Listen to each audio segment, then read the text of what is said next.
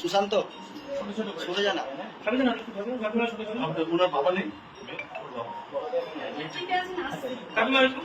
Madam একটু ঢুকে যান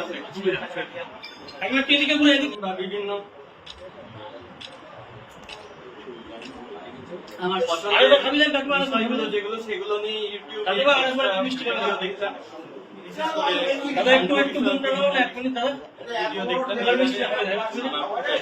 খান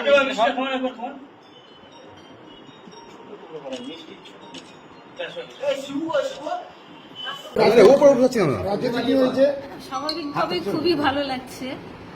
এটা কি এক্সপেক্ট করেছিলেন? হ্যাঁ, ও ভালো রেজাল্ট করবে এটা বরাবরই আশা করে এসেছি এবং ও যেরকম পরীক্ষা দেয়, পরীক্ষা দিয়ে এসে যা বলে মোটামুটি সেরকমই পাই, আশা ছিল। ও কতক্ষণ পড়াশোনা করতো? মোটামুটি ওর পড়াশোনা এমনি ঘন্টা ধরে না, যখন খুশি হতো তখনই ও পড়তে বসতো, ভালো লাগতো না ছেড়ে দিত, গল্পের বই পড়তো, অন্য কিছু করতো, ওরকম র্যান্ডাম ওর কিছু ছিল না। প্রাইভেট টিচার করা ছিল? টিচার এমনিতে ছিল, সব সাবজেক্টে মোটামুটি ছিল, অনলাইনেও পড়েছে এবং টিচাররা ওর খুবই গুরুত্ব দিয়ে পড়াশোনা করিয়েছেন। মানে মাধ্যমিকে চতুর্থ স্থানে ছিল। এই সাফল্য কেমন লাগছে আপনার? ভীষণই ভালো লাগছে। ছেলেকে কি করতে চান আগামী দিনে? ছেলের বরাবরই ওর ইঞ্জিনিয়ারিং এর দিকে একটু ঝোঁক আছে এবং সেইভাবেই ও পড়াশোনা করে এসছে, ওই দিকেই যেতে চাইছে। আপনি কতটুকু হেল্প করতেন পড়াশোনার দিক থেকে? কতটা গাইড করতে ছেলেকে?